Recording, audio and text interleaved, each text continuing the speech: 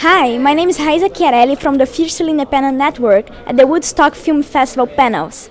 We have some really great animators here, and they're going to talk about what makes an animation film so animated. I get to do my favorite thing being in this animation industry. It's a really tight community, and if you get in with the really good folks, we all kind of take care of each other. Animation is a complicated beast that could address the most philosophical problems in the most concise form. But I started as an independent filmmaker and went into the bigger system because I wanted to gain experience doing features, and so I actually did short films using stop motion animation, and I was always using sort of mixed media, different techniques, because there's so much opportunity in animation. There's so many different kinds of animation at your disposal to help tell your story. I was kind of experimenting with many things, but I focused mainly on stop motion. It's very unconventional to combine techniques like that, and so it's something that would have been changed, but I was allowed to do that, and it was very difficult. We had to have two entirely separate productions and two entirely separate teams, with some crossover, but it was very, very complex. You know, I think quite simply put, the advantage of working for a big corporation or one of the big studios or networks is that you can consistently pay your rent. And that's important. I mean, it sounds funny, but you have to be able to pay for where you live. And if you do it right and you work consistently, and you're great to work with and you get recommended, then that will then lead to you having available funds to do your own work. You know, every morning I wake up and I go to my drawing board, I draw whatever the hell I want, and no one can say I can't do that, and to me that's worth more than $1 million. The amazing thing for me is, like, Bill owns everything that he creates, and that to me is really, that's maintaining a lot of powership, owning the things that you create. That creative freedom is amazing, I think, when you're able to be in charge of your own destiny and make the films you want to make. You're still making art, and a lot of people are able to balance that. I do think some people do carve out of their contracts their personal work. When people are giving notes, they're trying to help, and just sometimes it doesn't feel helpful, but you have to still go. When I was animating on a project once, somebody told me to move something over half a pixel, and I was like, no. I said, okay, I'll do my best, and I put in 0.5, and the computer was like, what are you trying to do right here, you know?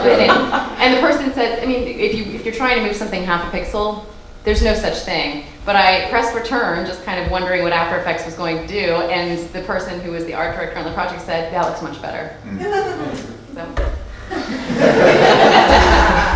I've made animated feature film, Rocks in My Pockets, and it was completely independent.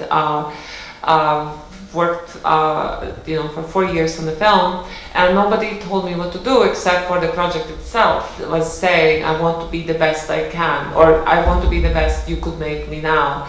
And so when the film was finished, and that is the bitter reality of independent filmmakers, that there are no billboards. Each billboard is about cost half of your film budget. So I think the most important thing, and it's relevant to where we are right now, is finish your films. Finish your film and get it into festivals. Keep entering it, and I know it's going to seem like a lot when you're paying $35 or $100 or $10 here and there to get. I can tell you can ask the festivals to waive the fee. You can. You can ask and some festivals actually will come and find you when they see your film in another festival and think it's part of a great part of their programming. So finish your film, because that is your calling card. And as somebody who is looking for you, it is much easier for me to sell you to my networks, or whomever I'm working for in my position. Like Linda says, make a film, but make the film short.